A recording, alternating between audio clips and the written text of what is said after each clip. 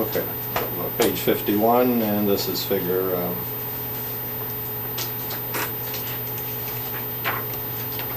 21. Okay, we're talking about the relationship between thermodynamics and binary phase diagrams.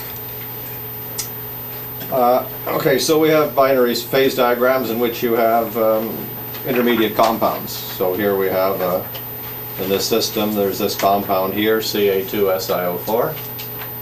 Everybody can see that cursor? It's better this way, but then folks at home don't see. Anyway, and then there's the CaSiO3 compound here, and there's another one here. This is called a congruent compound. Congruently melting, or a congruent compound, because when it melts it forms a liquid of the same composition. This is also a congruent compound because it melts to form a liquid of the same composition. This compound here, Ca3, is an incongruent compound. When it melts, when you heat this compound, it melts into a two-phase region of solid plus liquid. So the melting of Ca3Si2O7, when it melts at 1464, it forms a liquid of this composition over here, and it forms this other solid Ca2SiO4 at this point here. Everybody knows that stuff. That line is called a peritectic. Okay, I'm just assuming we all. So how do we explain this type of behavior in terms of Gibbs energy curves? That's the thing. So let's go to the next example. This is also a system. Here's the figure 22. This is the silver-magnesium system. And in the silver-magnesium system, we actually have two intermediate compounds. We have the beta prime phase, which is centered around 50% AgMg, and we have the AgMg3 phase over here, which is centered around 75% magnesium. These have ranges of stoichiometry, so the beta prime phase is a single phase over this entire region, and the AgMg3 is a phase which is a little narrower, but it's still homogeneous over this region here.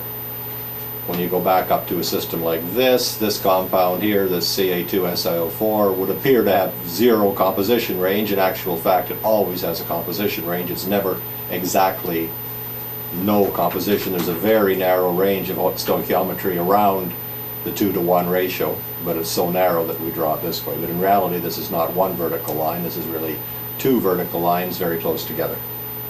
Okay, same thing here. This is two vertical lines very close together. There's always an extremely narrow range of stoichiometry, but never exactly zero. Okay, so now how do we explain an intermediate compound? Well, let's take this beta prime. This melts congruently at this. This is a maximum here in which the solid would go at that maximum point. It would go to form a liquid of exactly the same composition. Now remember, I said back when we were talking about simple systems without compounds, I said you rarely see something like that. If this was, say, liquid and solid, you never see anything like that, because this would imply that somehow the solid was more stable than the liquid, which you really don't get when it's a complete solution. If it's easy to put A and B together in the solid, it's even easier in the liquid. Okay, so that's true as long as you have more or less a random mixture, but here you had a maximum above the solid, and what this means is that there's a particular solid composition, AgMg, which is particularly stable. This is an ordered solution in which silver and magnesium are first and second nearest neighbors on two, sort of like on two sublattices, okay, which you can't get in the liquid. So in the solid, in this particular case, you would have a silver ion, then a magnesium, silver. This tends to be this way: silver, magnesium, on two sublattices, which provide, because these bonds between silver and magnesium are particularly strong, this stabilizes the solid phase. You can't get that sort of stabilization in the liquid. So, and you do then get a maximum. This is a maximum in a solidus liquidus region, because around the AgMg composition, the 50-50 composition, you have a particularly stable solid structure, okay, based on the two sublattices. The Gibbs energy curves then look like this. So this is a Gibbs energy curve up here in panel A. This is at 1050 Kelvin. So that top panel A, 1050 Kelvin, that's a temperature here, where the P's and Q's are. That's this temperature here. And you see what happens is you have the liquid phase is sort of a normal Gibbs energy curve. The solid phase is very negative, right around 50%, but then rises more rapidly on either side. Okay, and what does this mean? This means that if you're exactly 50% in which you have silver, magnesium more or less, you get a stable structure. But as you start to deviate from that structure, from that composition of 50-50, then you must be introducing some sort of defects. The way, if you have a compound, AgMg, and you start to add more magnesium, what you're doing is you're putting some magnesium, for example, on sites that are normally occupied by silver, and this gives you unstable XX bonds, or vice versa on the other side. Or maybe you're introducing a vacancy in order to move the composition, or you're putting an atom interstitially in order to get away from the 50-50 composition. Whatever you're doing, by putting a silver on a magnesium site or putting a silver interstitially or creating a vacancy in order to get away from 50-50, you're doing something. You're creating what's called a point defect that is thermodynamically unstable. And so the Gibbs energy, as you start to introduce these point defects, this instability, what happens is the Gibbs energy curve then rises quite rapidly on either side of the 50-50 composition. And the result then is that you get obviously something like this. You get this coming down here, so you get a, so you can imagine this B prime curve. A higher temperature, this B prime curve would be up here. So you can imagine this B prime curve coming down at a certain point. Is going to just, at a certain, when you reach a certain, this is your Gibbs energy curve, this is your liquid. Imagine the solid beta prime curve here. As you go to higher temperatures, this moves down. You have one temperature at which it just touches the liquid, that's your congruent melting point.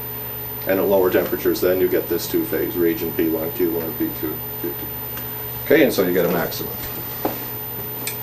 In this particular case, you see that this curve here, the beta prime curve, rises on either side of 50%, but not very rapidly. It doesn't go straight up. Okay, this means that introducing these defects into AgMg is thermodynamically unfavorable, but not that much, so it rises rather slowly on either side.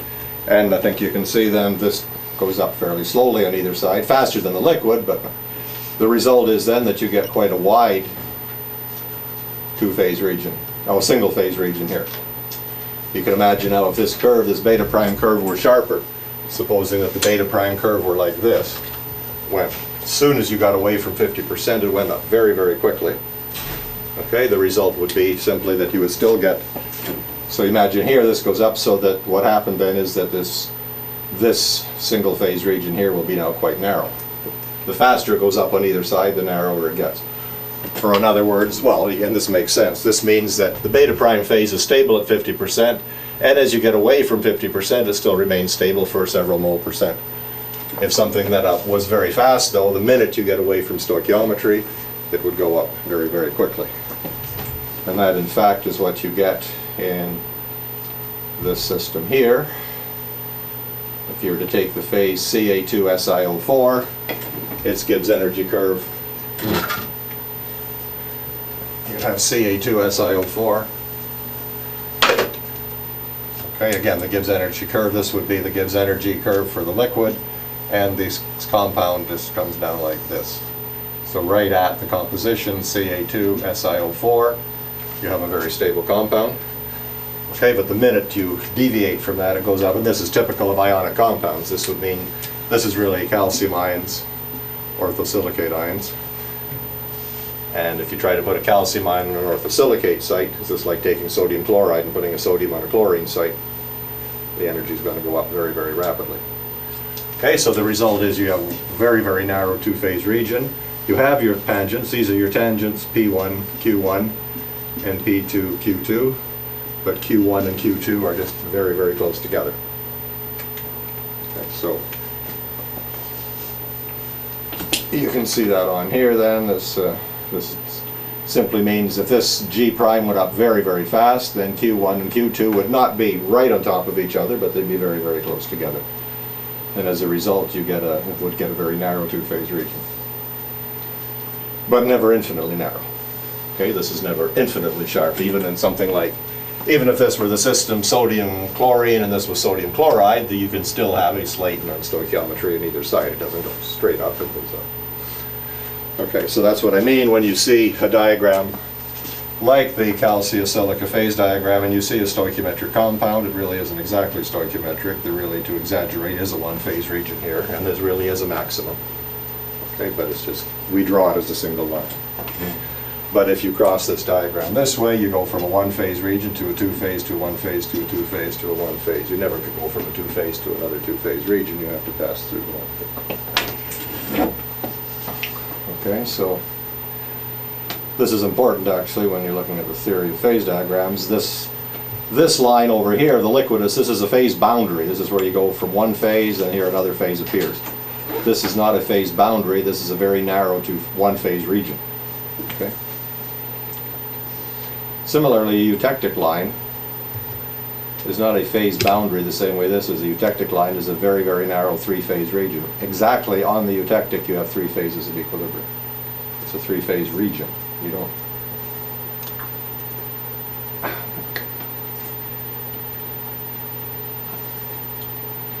Okay, now you can say, okay, so we talk about, okay, when the calcium silicate system, when it's so narrow, we say it's a stoichiometric compound.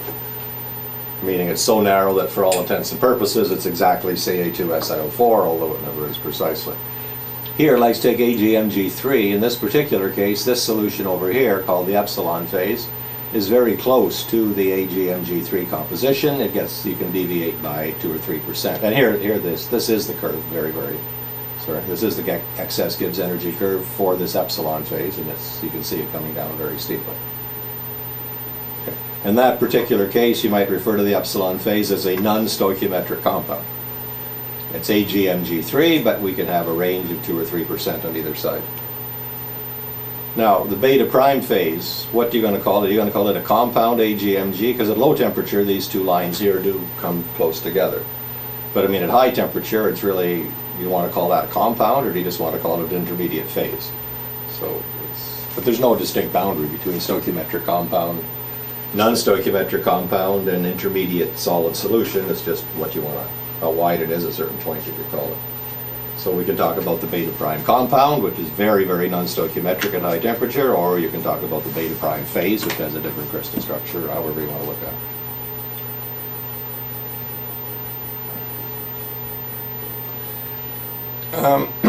You can see here that this phase, beta prime phase, is centered around 50%, and in fact if you draw this diagram down to room temperature, you will find that these two, this line here and this line here, converge down, and it gets, the stoichiometry is narrower and narrower. This is very typical that at high temperature the stoichiometry range gets wider. And it's more or less symmetric around 50%. You can put extra magnesium in, you can put extra silver in, without, so which means that the Gibbs energy curve rises more or less the same on both sides. By the way, the maximum here will be around 50%, but there's no thermodynamic reason that it has to be exactly 50%. Sometimes people think that since it's centered around AgMg at low temperature, based on the AgMg structure, therefore necessarily the maximum has to be at exactly that composition. It doesn't have to be. Thermodynamically, it will be close to it, but there's no reason it has to be exact. If you look at the epsilon compound, it's based on AgMg3, and you see there's the 75% right here. So it has a stoichiometry on the has a range of stoichiometry where you can add excess magnesium, but very little excess silver is possible in it. Okay, so the epsilon compound, this left side phase boundary is almost, the left-hand phase boundary here is almost exactly 75%. So you cannot put much extra silver into that compound, but you can put about 4 or 5% excess magnesium into the compound. What does that mean thermodynamically? It means if you look at this excess, this G excess curve, this side is almost vertical at 75%, this side opens up. Next, the Gibbs energy curve. I'm exaggerating now this excess, the G epsilon curve here. The G epsilon curve, okay, comes down around 75% magnesium, comes down almost vertically there, and then opens up on the right-hand side, but not on the left-hand side. So this means that you have this compound Ag, this is the compound AgMg3. As I say, it has a crystal structure of some sort, probably based on the, I'm guessing, I think it's the face-centered cubic lattice with the silver in. corners, and these are the face-centered sites. It doesn't matter. But you got silver, magnesium in a 3-to-1 ratio. It means that putting excess silver in, either putting silver on a magnesium site or silver interstitial or creating a magnesium vacancy, that gives you a very large positive energy. So trying to add any excess silver shoots the Gibbs energy up very fast. Excess silver is thermodynamically very unstable. Excess magnesium, however, can go in more easily. Putting a magnesium, say, on the silver site, or magnesium here, or however the magnesium, whatever point defect it forms, causes a positive Gibbs energy, but not as much as that trying to add excess silver. So the excess Gibbs energy curve the Gibbs energy curve rises less rapidly on the magnesium side, and hence when you look at the phase diagram, the result is that this phase is almost, the left-hand boundary is almost at 75%. The right-hand boundary is the one that's pushed out a bit. Is that clear how it works? So later on, when we're modeling this, we'll try to model the energy of putting these defects in. The energy, how wide the gap is, depends on how hard it is to create a point defect. You'll take the stoichiometric structure, AgMg3, and you'll say how hard is it to put an extra magnesium in, or how hard is it to put excess silver in terms of forming a vacancy, an interstitial, a substitutional defect, or whatever.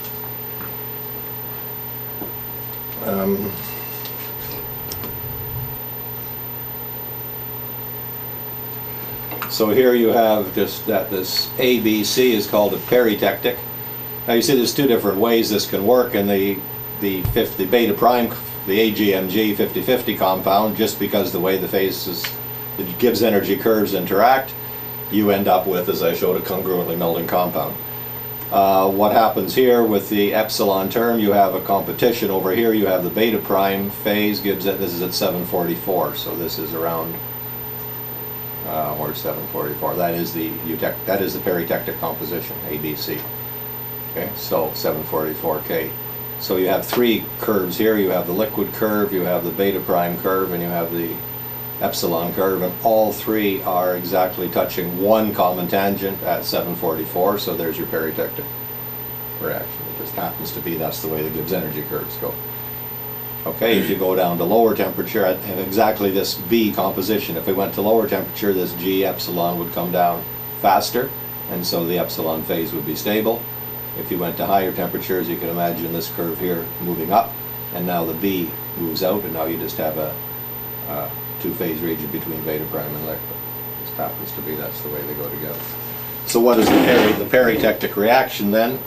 The peritectic reaction is, we generally write reactions upon cooling.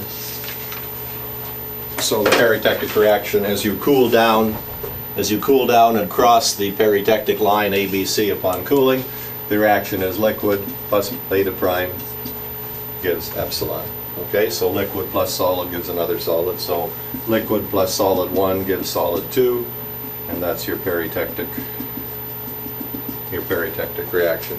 Liquid and a solid on the left, solid on the right. Or going the other direction, if you heat the solid S2, and you go this way, when you reach 744, the S2 dissociates to form liquid plus S1. That's called incongruent or peritectic melting.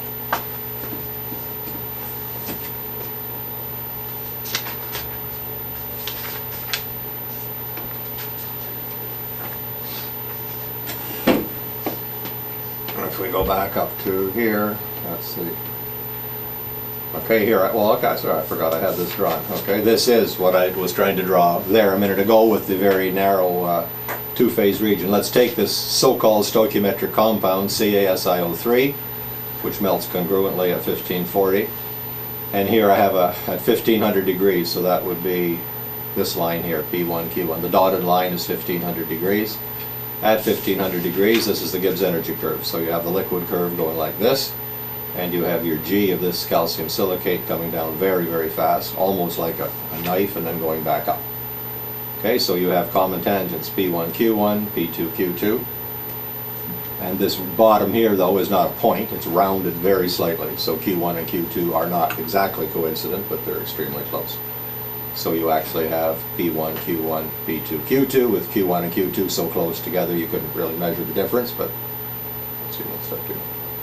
So this congruent melding thing here is exactly the same thing. This whole region here is geometrically and thermodynamically exactly the same thing as this here. It's a maximum in a one-phase region. It's just this region is extremely narrow. And the frame is narrow at low temperature, but the superphase will be wider. No, it'll go narrow at lower temperature too. This was actually, this is, if you calculate this diagram from FactSave, you'll find it coming back narrow too. This was in the, taken from the compilation somewhere. That's an experimental diagram I took out of a book. That's not calculated. Actually, you'll find that if when you're analyzing, doing your optimizations and things, you'll find that many diagrams, especially those measured in the old days, somebody's measured a stoichiometry region at high temperature. They don't measure it at 25 degrees Celsius. They measure it at high temperature, and then they just put the boundary straight down. And you might actually notice, and again they say, well, okay, so but I mean, what happens is if you were to take something at say 600 degrees and you have the stoichiometry range, and then you cool it down rather quickly to 25 degrees, it will remain as a metastable single-phase region, simply because you haven't given enough time for the other phases to nucleate. Okay, so you can, I mean, if you observe this epsilon phase at 25 degrees, you probably will see a range of stoichiometry, but that's because you've cooled it down from higher temperatures and it hasn't nucleated the second phase. If you really reached equilibrium at room temperature, I'm sure it would be very narrow. That doesn't have to be. I mean, thermodynamically it does not have to be, but in practical cases it almost always is. Again, because the entropy becomes, it's the thing is that the formation, the reason you have this compound is enthalpic, because the silver and magnesium bonds are stronger. To make it very simple, silver and magnesium prefer to be nearest neighbors, because those bonds are stronger. Okay, the reason so at low temperature they will be nearest neighbors. At high temperature you have the entropy effect, which tends to mix things up. Okay, so that's why it gets wider. At higher temperatures you favor the formation of these vacancies and defects and so on. So at high temperature the silver and magnesium bounce around and the entropy starts to win and it gets wider. But at low temperature, where the entropy effect is less, they will naturally try to form silver magnesium, and it will be a narrow region. Now it narrows up again at higher temperatures, of course, but that's because you're getting other phases. I mean, sorry? Means that epsilon also on this stoichiometry becomes narrower? It'll become narrower around almost 75%, yeah. The epsilon phase at high temperature looks, this is 0.75. This is your epsilon phase. It's going to come in like that.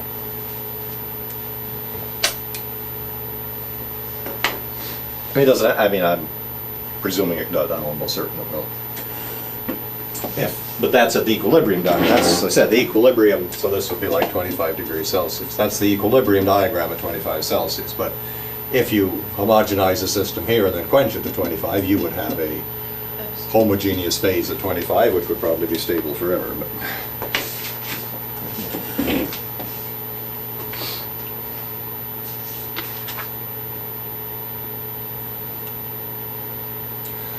okay, so a congruently melding compound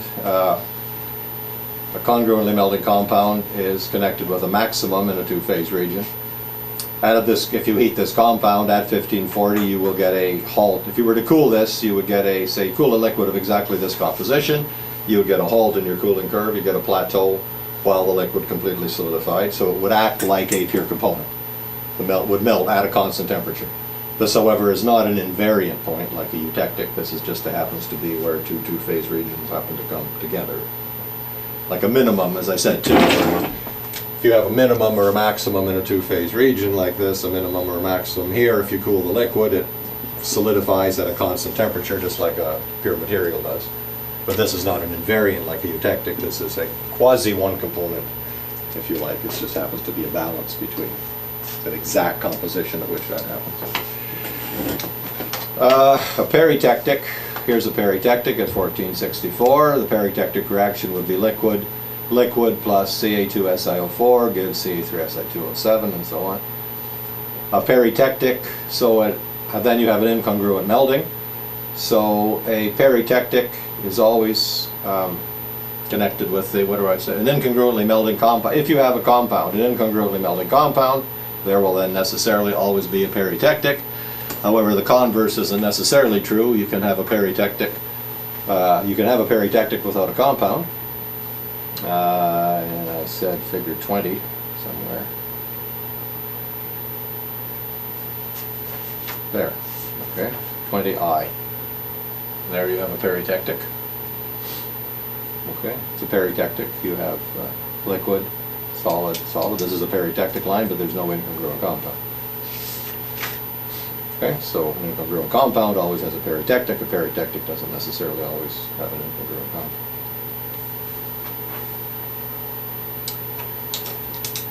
And this is always something I think it's useful to look at, this diagram here.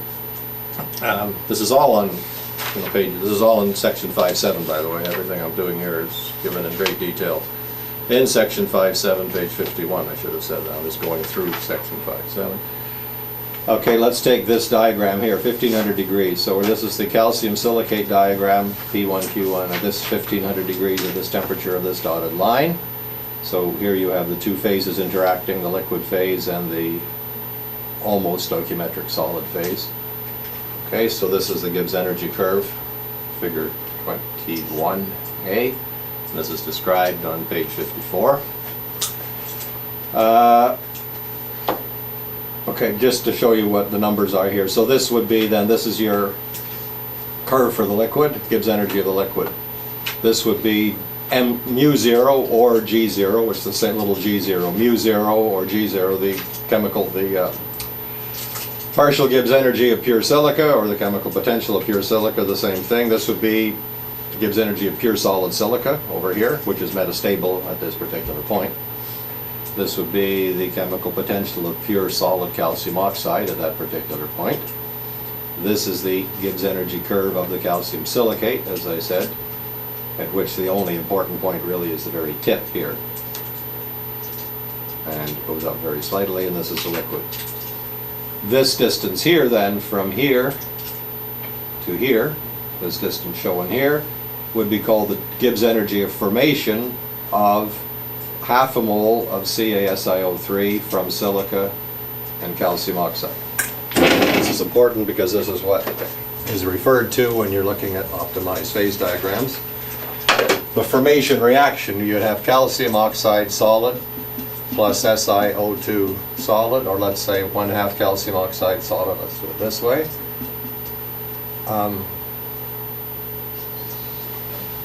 Plus 1/2 silica solid forms half a mole of CaSiO3. Okay, this is a molar diagram, right? This is the Gibbs energy. This diagram necessarily is the Gibbs energy per mole. A mole is defined as CaO, a mole of the end member. So this is a mole of CaO plus SiO2. So this is not the Gibbs energy of CaSiO3. This is the Gibbs energy of a half a mole of CaSiO3. It's got to be on the same molar basis, right?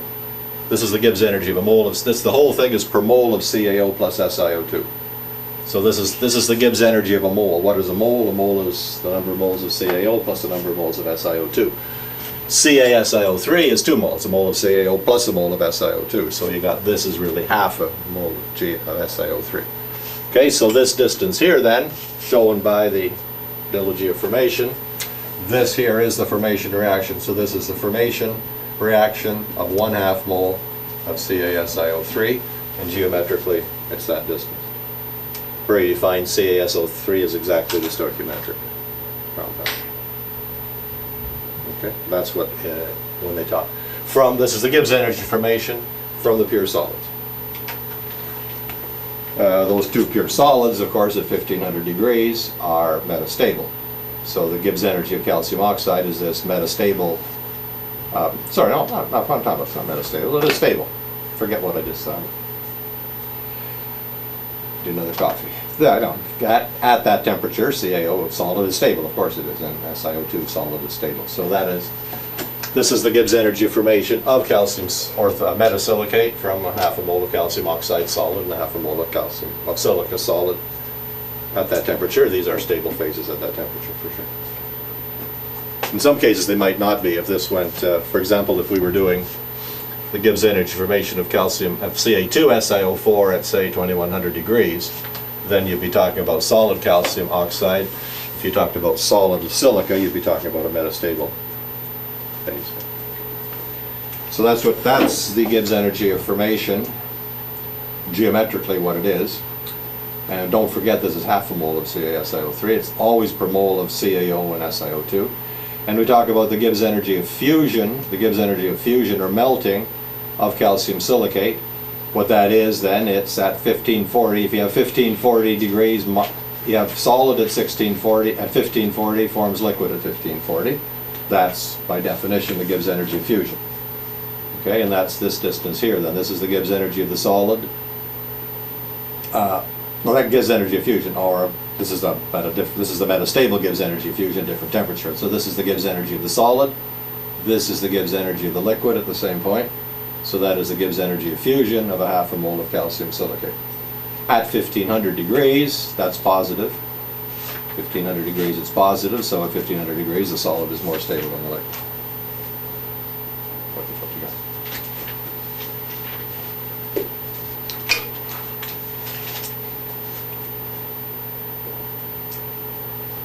You often see when you're doing your optimizations, most places, except here, they will look at the Gibbs energy of formation of the solid compounds, and everybody, you know, in the tables that you get in your optimized phase diagram, you get an expression for the Gibbs energy of formation of the solid compounds. You should also look at the Gibbs energy of fusion. Sometimes people have measured the Gibbs energy of fusion. I mean, you can measure that in calorimeters. If you measure it, this is in fact what you're measuring. So it's the solid going to the liquid at that composition. But even if it hasn't been measured, you should calculate, after you've done your optimization, calculate your Gibbs energy of fusion, because the Gibbs energy of fusion is equal to the heat of fusion minus the entropy of fusion. And so you're going to have an expression for the Gibbs energy of fusion as a function of T. Your entropy of fusion has to be something reasonable. As I said, fusion of metal, fusion per mole is usually of the order of 10 joules per mole Kelvin. If you have something like with several moles in it, like CaSiO3, then you might expect more. Here you have calcium ions, you're going to have orthosilicate ions, you might expect 10, maybe even 20 joules per mole. Of course, you're going from an ordered solid to an ordered liquid, so there's a big range. But if you get an entropy of something like 1 or 200, you know there's something seriously wrong with your optimization. It's not physically reasonable. Okay, and I've seen that. Because this is usually never plotted, never tabulated.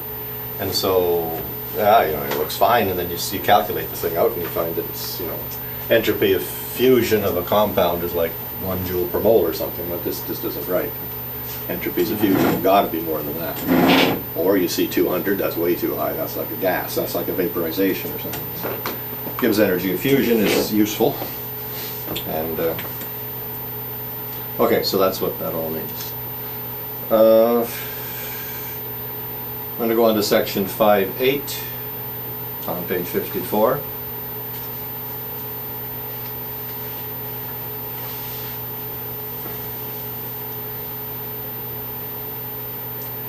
Okay, look at this B. This is at 800 Kelvin.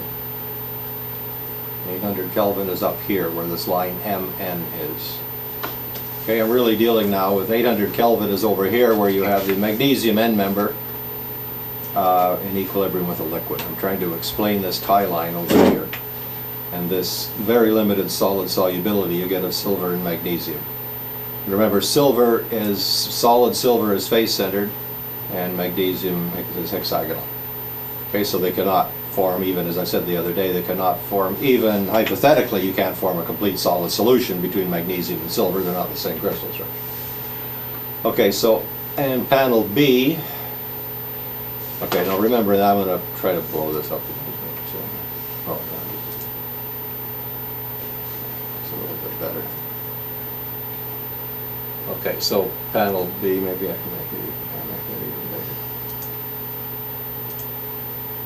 Too big.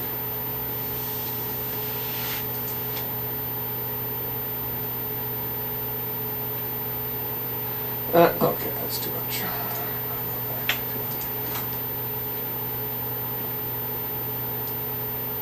Okay, this is at 800 Kelvin. And I'm reading now from section 5.8.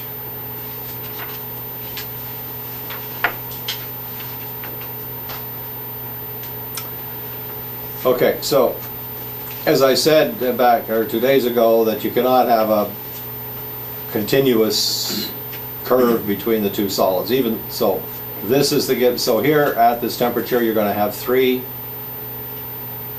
curves of Gibbs energy. This would be the liquid curve, G liquid per mole, going from the chemical potential of pure liquid silver to the chemical potential of pure liquid magnesium. Now you have the curve for the hexagonal compact phase. This goes from the chemical potential of magnesium in the hexagonal compact phase, and it comes down, and this is the Gibbs energy of the HCP phase. The Gibbs energy of the HCP phase goes up quite rapidly as you add magnesium, because silver does not like the hexagonal structure. Silver prefers the face center structure. That's what positive Gibbs energy means. So you start with the Gibbs energy of chemical potential of magnesium in HCP. This goes down a bit as you add silver, of course, because of the entropy effect, which is always wins in the limiting region, but then it starts to go up as you try to put more and more silver into this structure that it doesn't like. This point up here is a hypothetical point. This is the chemical potential of silver in hexagonal, of pure silver in the hexagonal compact magnesium structure. So this would be, if you could replace all the magnesium in that structure by silver, you'd end up over here at this hypothetical point. All right. Similarly, this is the chemical potential of silver in the face center structure, and this is, as you add magnesium to it, that goes up quite rapidly as well. I haven't drawn the rest of the curve, but that would eventually go up to a point over here, which would be the Gibbs energy, chemical potential of magnesium in the face center cube. All right, and so now here you have your tie line Mn between the liquid and the hexagonal compact phase, and that gives you M, the liquidus, and N, the solidus. Yeah. Okay, now supposing that we could make silver even less stable, the silver level even less stable in the magnesium structure. Putting silver into the magnesium structure is now even harder than it is in reality. What happens is this point just goes up. This whole curve just goes up at this end here. Okay. So we're making silver, magically making silver less and less stable in the magnesium structure. This point goes up over here. This whole curve, this point stays constant. This whole thing rotates around this end, and this point N moves to the right. Okay, so as we make silver, which is what you expect, as silver becomes, say, less and less favorable in the HCP structure, all this simply means is your solid solubility becomes less and less, which makes sense. I mean, if this indicates here you have a solid solubility of 2 or 3%, means you can force that much silver into the magnesium structure, and after that it flips to another phase. If we made this point over here even higher, meaning the silver is even less favorable, then clearly its solubility will be less before you flip to another phase. Okay, so that's relating the observed solubility to the Gibbs energy curve.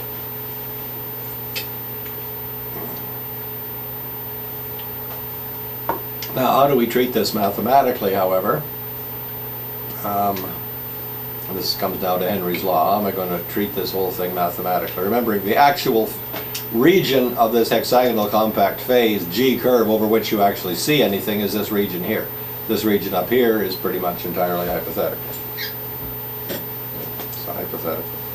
Why did I do that? Okay, so now I'm going to go to page 54, I hope.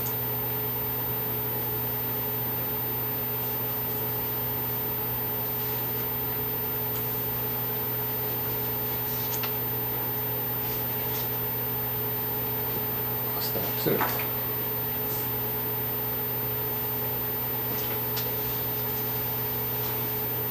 Set all this.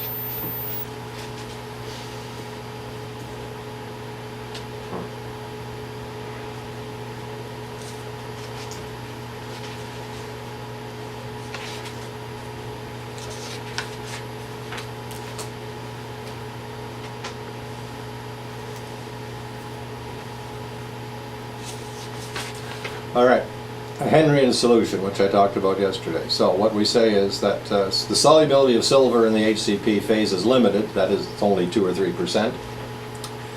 We can describe it as approximately as a Henryan ideal solution. So when a system is sufficiently dilute in one component, we can say that the excess chemical potential is RT log gamma. We replace that by a value in an infinitely dilute solution. So if the mole fraction of the solute, in this case silver, is small, we said gamma equals gamma naught, where gamma naught is the Henryan activity coefficient at 0. So gamma naught is your limiting or Henryan activity coefficient at 0 amount of solute. So this would be the Henryan activity coefficient of silver in magnesium at 0% silver. If you recall yesterday when I blew the activity curve, I drew this yesterday. If this would be silver and this would be magnesium, we're talking about the activity of silver in this HCP phase. Activity of silver in the HCP phase goes to 1 here and 0 here. This would be your ideal curve. This is your ideal curve. And the actual activity, in this case it's positive deviation, so your actual activity is going to sort of look like that. And if you were to extrapolate this up to here, this would be gamma, Henryan activity coefficient of silver. Okay, so you say the activity of silver is the mole fraction of Henry times the mole fraction of silver. Activity is gamma times X, and you're saying there's a region here which is more or less linear, in which you can approximate this by roughly a straight line. Okay. If I draw the slope at 0, if I took the slope, this is the slope to the curve at exactly 0, so that's clearly gamma 0 up there. So you're saying this is called the Henryan region of composition. Over this Henryan region, you can approximate the gamma by a constant. That's called Henry's law.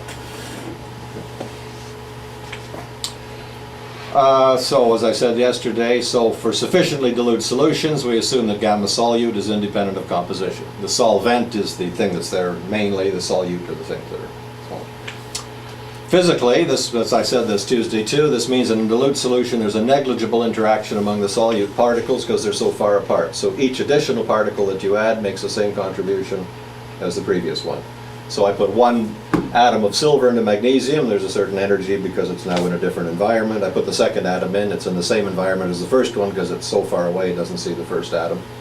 Okay, so every time I add an additional atom, it's in the same environment. So it's a linear excess Gibbs energy curve until you start to get enough silver that now it's possible that one silver might be close to another silver, and now it's going to start to deviate.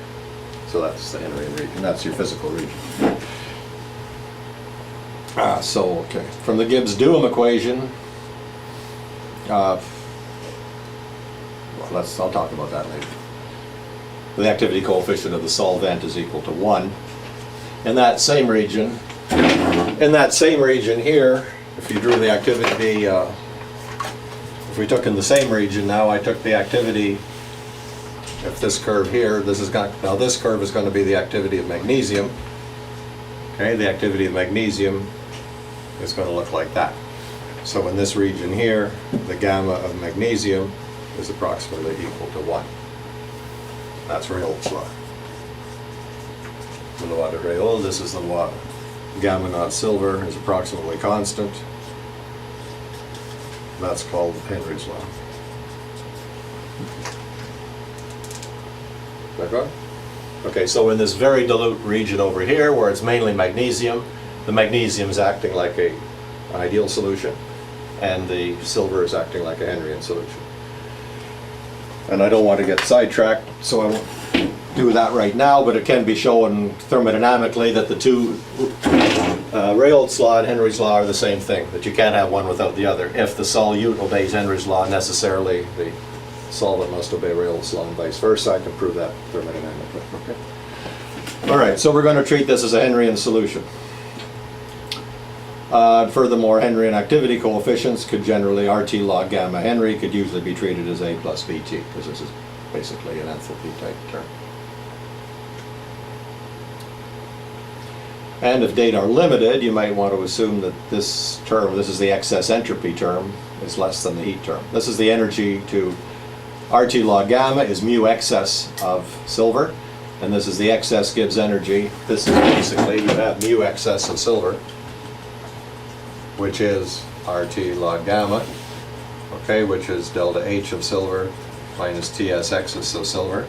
So this is the partial heat of silver. This is the energy, this is the heat to put a silver atom into huge amount of magnesium.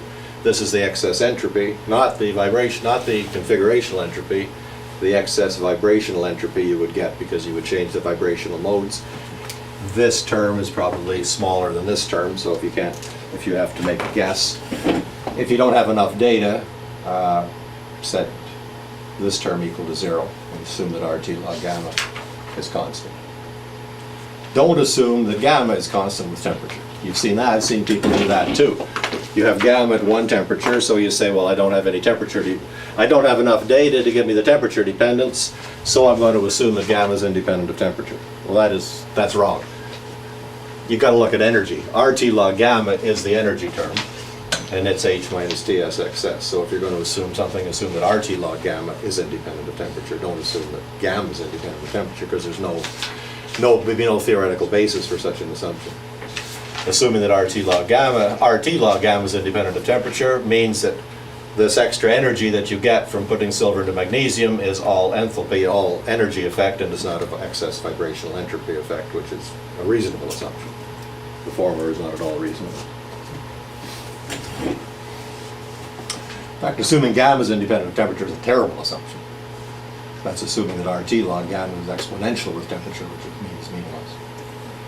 Okay, so we're now going to treat the hexagonal compact magnesium phase, that G hexagonal, as a Henryan solution, and this is then what we write.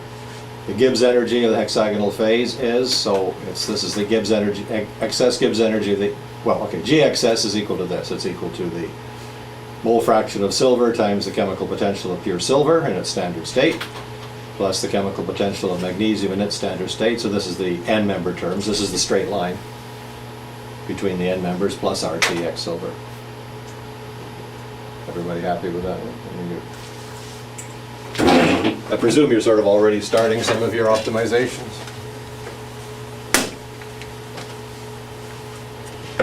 Let's draw the hexagonal phase like this then. This would be G, this would be going from silver, this is to magnesium. Here you have G naught of magnesium, HCP. I'm sorry, I'm using mu naught, so we'll call it mu naught. Over here you have mu naught of silver, FCC. And this is your Gibbs energy curve. This is the Gibbs energy of HCP, and this is your delta G of mixing, right? That's your Gibbs energy curve. So the Gibbs energy is X silver, G naught, mu naught of silver, plus X magnesium, mu naught of magnesium, plus the delta G of mixing. Okay, or the first term here, this first term between brackets, is just the equation of this straight line between the Gibbs energies of the n members, and this distance here is the Gibbs energy of mixing. But now you see I have referred, and these are the activities of, okay, so this is just the definition of activities, correct? Here then the standard state though is, you see an activity is always with respect to a standard state. It's not an absolute thing. Okay, so this is the activity of silver with respect to pure solid silver. This is the activity of magnesium with respect to pure solid magnesium. I've drawn my Gibbs energy curve here to come over to this point, mu naught silver FCC. The activity of silver will be 1 when you've got pure FCC silver. Okay, so this is the activity of silver with respect to the face-centered cubic standard state, because this is mu naught face-centered cubic silver. Okay, this is activity of magnesium with respect to the hexagonal standard state. All right.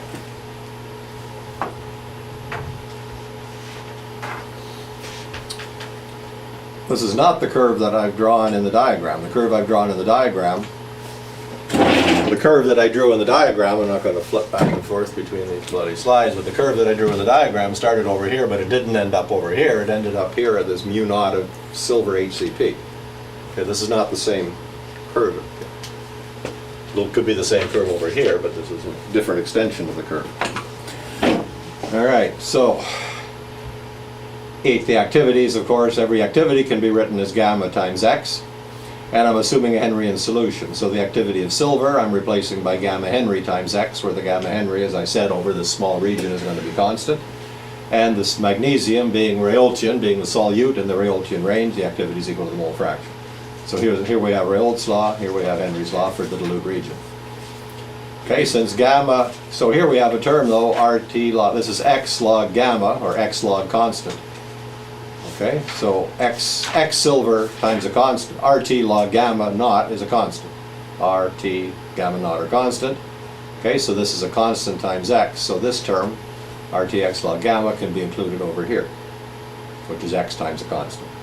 X silver times a constant. Here we have X silver times a constant. Here we have X silver times RT log gamma Henry, which is a constant. So let's take the RT log gamma Henry out, and we say we'll redefine, we'll just reorganize the terms like as follows.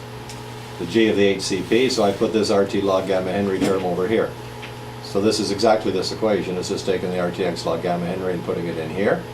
And so now we see that this is an ideal mixing term between, for a line drawn from mu naught HCP's magnesium to a point over here, which is mu naught silver plus RT log gamma naught. Okay, so this is a straight line, and this is your ideal mixing curve. And now we'll go to here. Okay, and that is this curve here, where here I've taken mu naught silver plus RT log gamma silver, which is defined to point up here. Okay, and that curve now is this curve here.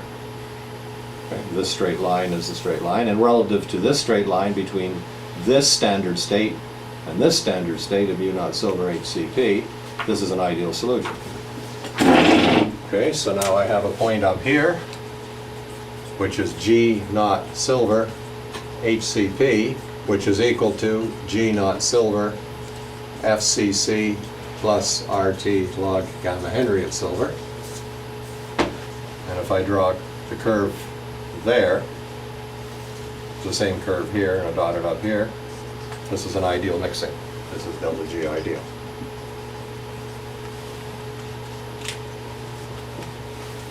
So I have an ideal Henryian solution that is relative to the standard state of hexagonal magnesium and this hypothetical standard state of hexagonal silver.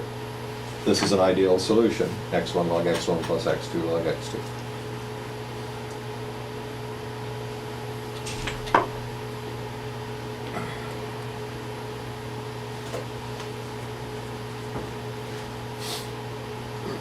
And the difference is between the real mu naught of silver face centered here, when this hypothetical mu naught of silver in the hexagonal compact is in fact the RT log gamma.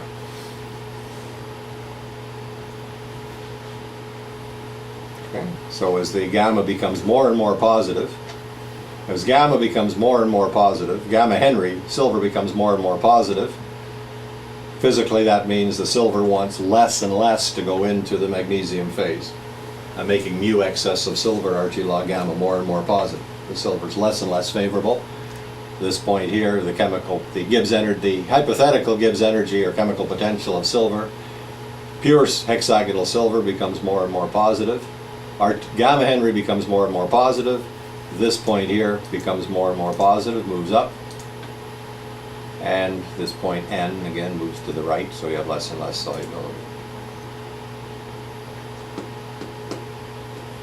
Okay, we talk about this as being the lattice stability. Okay, so you can look at this as a Henryian activity coefficient, or what they generally do in CalFed, you don't talk about this as a Henryian activity coefficient, you simply define this point up here, the chemical potential of silver in the hypothetical chemical potential of silver in the HCP phase.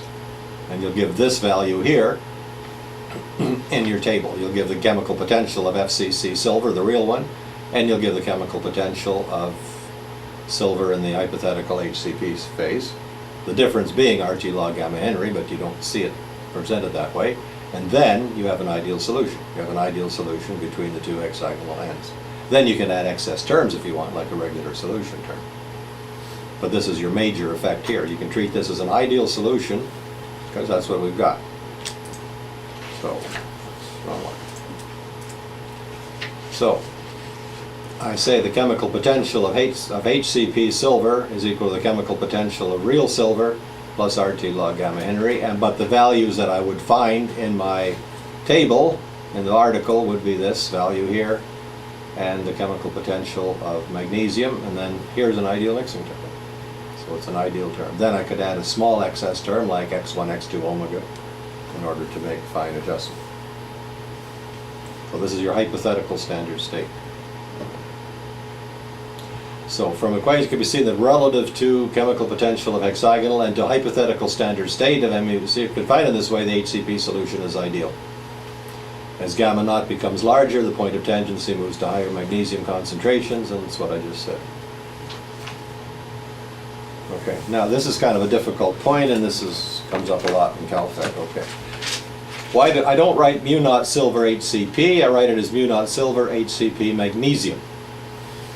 Because this is solvent dependent. That is, the chemical potential, this point is determined. If I want to treat the system that way, I determine gamma naught in order to fit the phase diagram.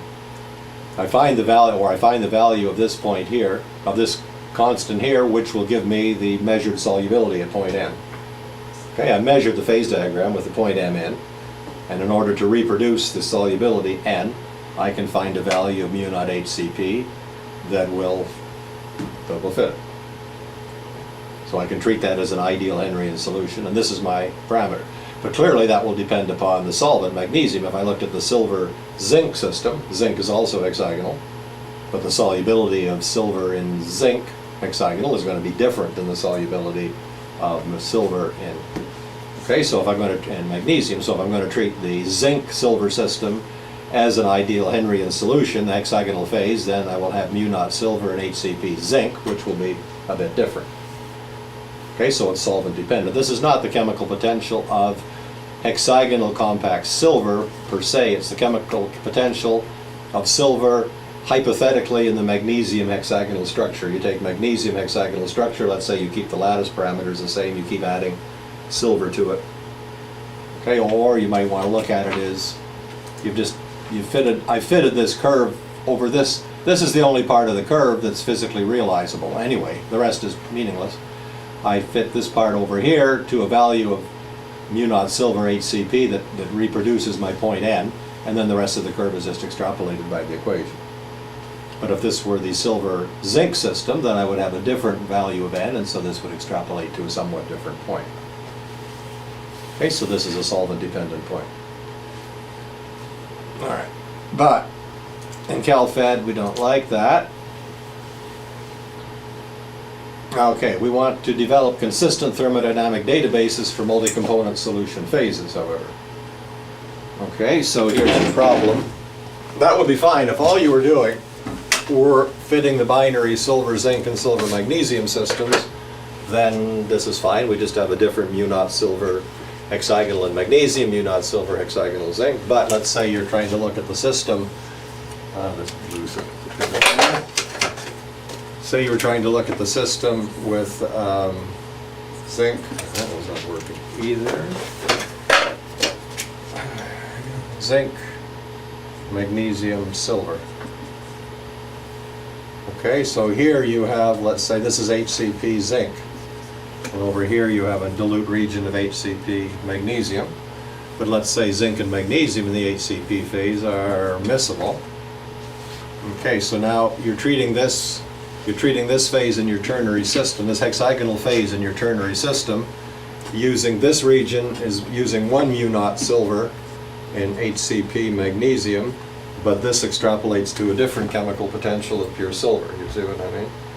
Your curve in this binary system, if you take this binary system and you extrapolate it to pure silver, it extrapolates, the Gibbs energy curve extrapolates to that point, the diagram we just showed. But in this binary system, this was magnesium here.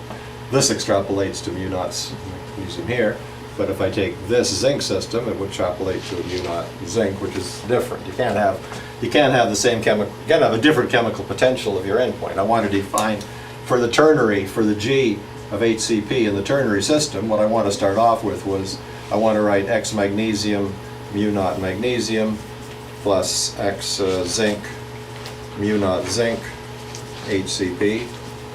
Plus X silver, X silver, mu naught silver in the HCP structure, but I can only have 1 mu naught silver in the HCP plus X1 log X2 plus the X term. I can't have a different mu naught silver in the depending on which binary system. So I want to have just one endpoint up here. Have I made myself clear? So in that case, what we try to do is we try to... So it is generally then considered advantageous to elect a set of values of the chemical potentials in metastable or unstable structures. So we try to find a value of mu naught silver HCP which is independent of the solvent. Okay, so this has to be some sort of a compromise. Okay, clearly you can't get it exactly, so you're not going to reproduce the solubility N in the silver magnesium system exactly, but then you can add a small excess term.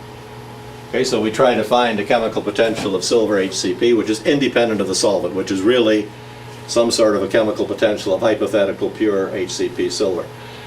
Such values sometimes are obtained from measurements at high pressures, because at high pressure you might be able to make silver hexagonal. Not in this case you can't, but in some cases you can. So that's a good way of going. As averages of the values for several solvents, so you take magnesium, zinc, other HCP solvents, and you kind of average out mu naught HCP magnesium, mu naught HCP zinc, and you get some sort of an average value. Or more and more these days from first principle calculations.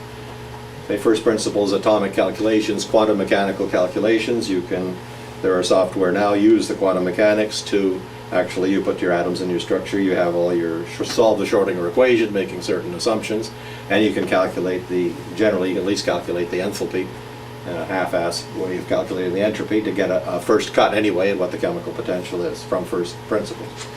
Okay, so you do that. And when they do that for stable structures, like if you take chemical potential of FCC silver and do first principles calculations, you can come out reasonably close to what's actually measured. So you do the same for the metastable structures, and that's another way then of getting an approximate value of mu naught of real silver in the HCP structure. Okay, so, or a mixture of all these. Okay, and so anyway, we have come up tables. So using some values like this, tables of such values for many elements in metastable or unstable states have been prepared. So this has been done. So it's also nice if several people around the world are optimizing phase diagrams that we use the same values. So if we're going to have a mu naught silver HCP, which is independent of the solvent, this is a hypothetical thing, well, sort of hypothetical, but if different people are going to be doing phase diagram optimizations, we all have to agree somehow on what we're going to do. And it isn't, these points aren't exact anyway, they're kind of an approximate sort of thing, so even if they're a little, what does it mean that it's a little bit off? We say, well, supposing that the mu naught silver HCP that's in the table isn't quite right. What do you mean not quite right? It's a hypothetical thing anyway. Okay, so this has been pretty much agreed on, at least for the elements. And Dinsdale in 1991 wrote most quoted article ever in CalFat, in which basically he put this all together, and for all sorts of elements, these are the Gibbs energies that we should be using for the different metastable states. And even though recently, I mean, people have come up with this could be a better value, or my first principles or molecular dynamics could give you a better value, but then we have to go and change everything in the past, and we wouldn't be agreeing, so people pretty much tend to stay with Dinsdale, even though it was 20 years ago. Okay, so many elements in metastable or unstable states have been prepared and agreed upon by the international community working in the field of phase diagram evaluations. The use of solvent independence means that even in dilute solutions, of course, we do require excess Gibbs energy terms. So let me go back and show you exactly what I mean by that, because this whole thing is important. Oops.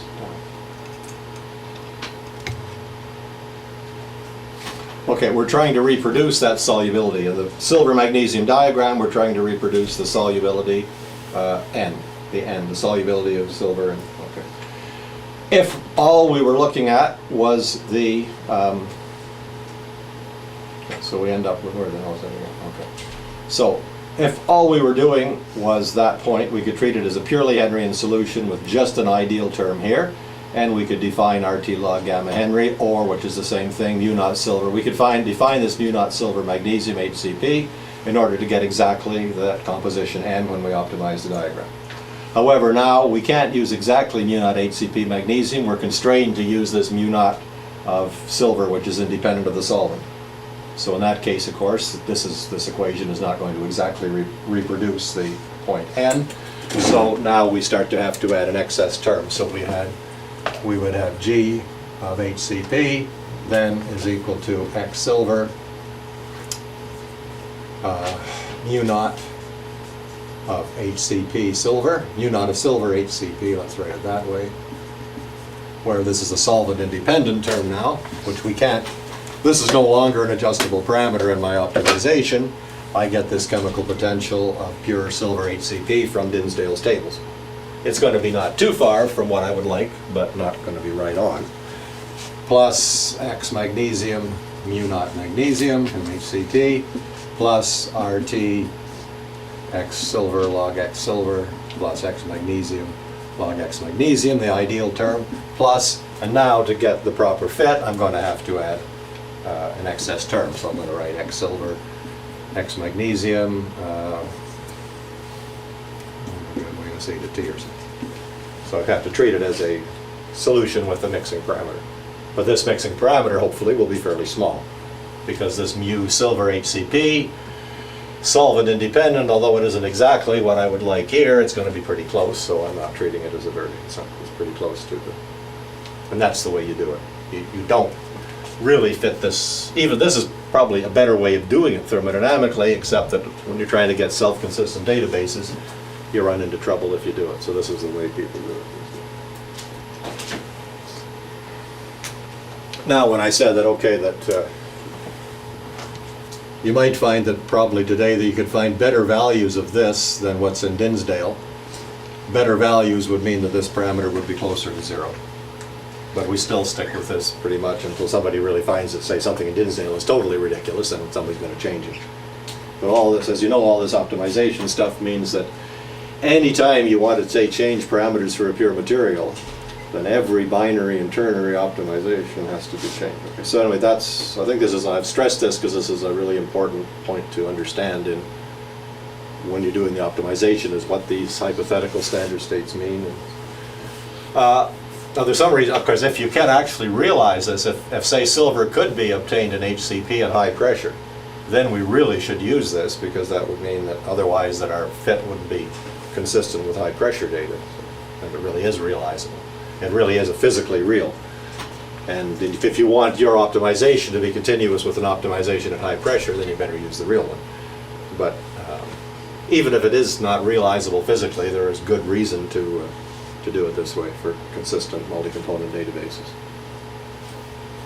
And especially nowadays, and this is for elements it's all done. But if you're not doing elements, if you're doing oxides and things, then nobody has come up with a Dinsdale sort of thing for self-consistency for oxides and different crystal structures and so on. But okay, that's getting too far off this course. Okay, so that is, spent longer on that than I wanted to, but I think this is something you're certainly all going to come across. Are there any questions about this? It's kind of a hard point to get across usually, I find. Excuse me, you write down the equation for the binary and then you are going to extrapolate it for the ternary? It's kind of applicable in different cases. And you treat the solution as regular solution? Oh, I can treat it many different ways in the ternary. But even in the ternary, I'm going to have to have an initial term. So in the ternary, I'm going to have G of HCP in the ternary has to be x1 mu naught 1 plus x2 mu naught 2 plus x3 mu naught 3 plus delta G ideal plus G excess. No matter what I use for delta G ideal or G excess, I need this term here, which is the sum of the Gibbs energies of the n members. And I can't have a different mu naught n member for the 1,3 binary than I have for the 2,3 binary. Okay, so if I'm going to put, so it's possible if all I'm looking at is the 1,3 binary and the 2,3 binary, then I could use a different value of mu naught 3, since the solution never gets all the way to pure 3 anyway. But if I'm going to put the whole thing together in a ternary solution, you can't have a different mu naught 3 depending on what side of the diagram you're on, because you can't get a consistent. Well, in the limit you can, but this is a better way of doing it, I think. I didn't used to think that, but I do think that. Okay. You see what I mean? It's this term here that has to, what you do here afterwards is up to you. But at least you got to get this one right. So you can't really treat it as a Henryan solution of both ends, which you got to treat it as a So you're trying to get the best compromise here so that this term is the smallest possible in the majority of the system.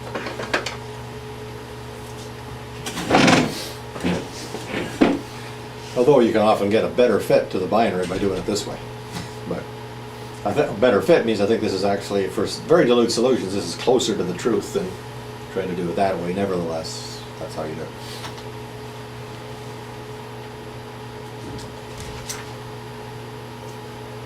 No question? Let's take a good break then. Oh.